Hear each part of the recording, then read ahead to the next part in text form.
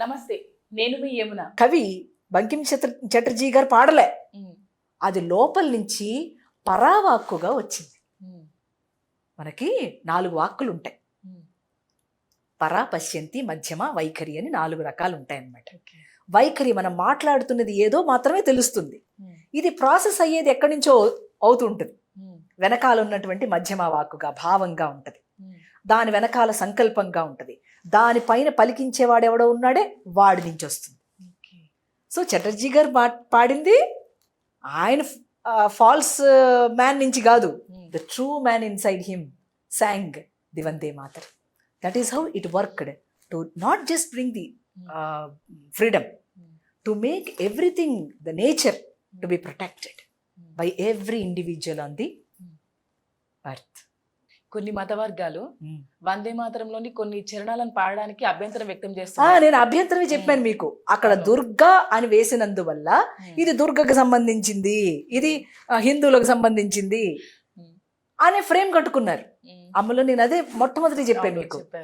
నాకు master E K గారు, master C V V గారు, whenever I bow down I say my master C V V నమస్కారం. Why? I see everybody in him. అట్లా ఆయనకి దుర్గ ఉపాసన ఉండవచ్చు.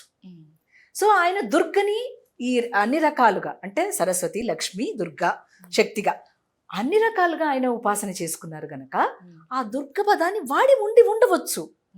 బట్ సంస్కృతంలో దుర్గా అనే మాటకు దుర్గతులు పోగొట్టేదని తప్ప ఇదేదో అదేంటి ఈ మతానికి సంబంధించిన డైటీ అని కాదు. అయితే కొన్ని చరణాల్లో భరతమాతను దేవతగా భావిస్తున్నారు, అవి అన్ని మతాలతోటి పాడిస్తే బలవంతం చేసినట్లయితదని అంటున్నారు. లేదక్కడ తుమి విద్య, తుమి ధర్మ అట్లా చెప్పారు. లేదక్కడ ఎక్కడా కూడా లేదు. ఒక్క దుర్గా అనే దాన్ని ఆయన రాసుకుని ఉన్నారు. బికాస్ ఆయనకి నచ్చినటువంటి ఆ deity, yes goddess. So definitely he comes on that. మిగతా చోట ఎక్కడ మీకు ఆ గేయంలో కనపడదే, అక్కడ ఒక్క చోట దుర్గాని కనపడుతుంది. శ్యామల, సరళ. మీ అమ్మని అనవా తల్లి? మా అమ్మని నేను అన్నా అంటాం, ఎవరైనా అంటాం మన అమ్మల్ని. అమ్మ శ్యామలంగా ఉన్నావే ఈరోజు, ఎంత సరళంగా చెప్పావే ఈ మాట అంటనే ఉంటాం. Whom do you say? The mother, not only just your mother, నీ మదర్ని పోషిస్తున్నటువంటి భూమి కూడా.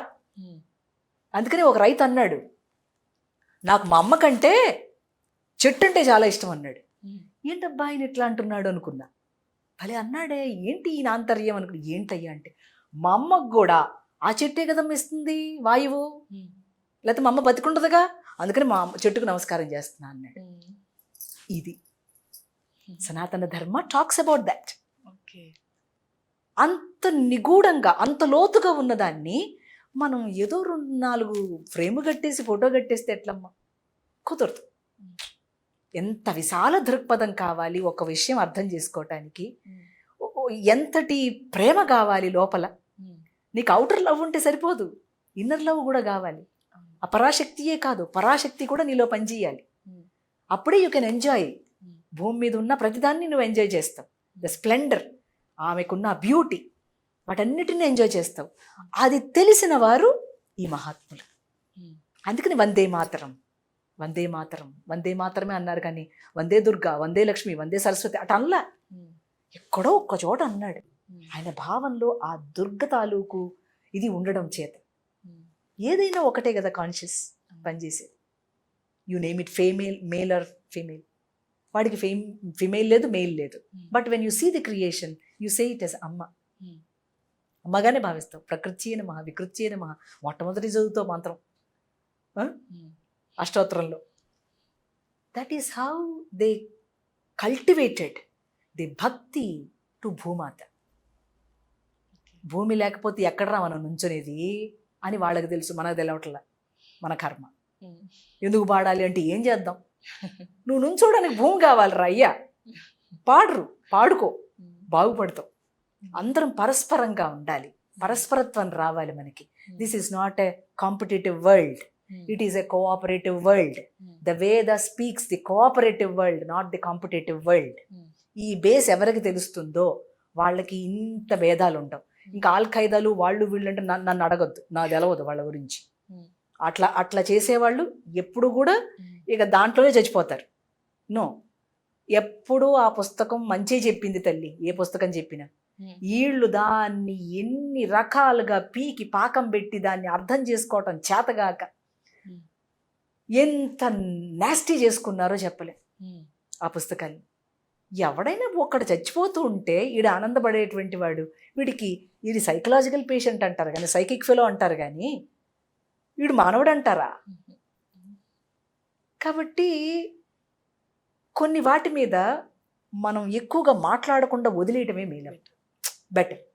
మనం ఎక్కడికి వచ్చేపాటికి ఎందుకు చక్కగా పాడుకోండి ఒక మంచి ఒక సిస్టమ్ రావాలని పెట్టారు అని అంటే దిస్ ఇస్ ద రీజన్. వీళ్ళందరిలో ఈ ముస్లిం, క్రిస్టియన్, వాళ్ళు వీళ్ళందరిలో ఒక సమత్వం తీసుకురావాలి. సమభావనే భక్తి. ఆ సమభావన రావాలి అనే ఒక మంచి దృక్పథం, దాని కొరకు ఏర్పాటైనటువంటి గేయాన్ని వారు తీసుకోవటం, పాడటం, అందరూ ఆమోదించటం ఆ రోజుల్లో. మరి ఇప్పుడు దాన్ని ఒక చరణం పాడి ఎందుకు ఊరుకోవాలా? మొత్తం పాడుకుందాం. ఏదో ఒక మాట ఉంది కాబట్టి కాదు, నువ్వు పాడుకుంటే నీ దుర్గతులు కూడా పోగొట్టేది ఆ sound, the Durga sound. That sound has no religion. ఓంకారానికి రిలీజియన్ ఉందా? ఓంకారం రిలీజియన్ కాదు.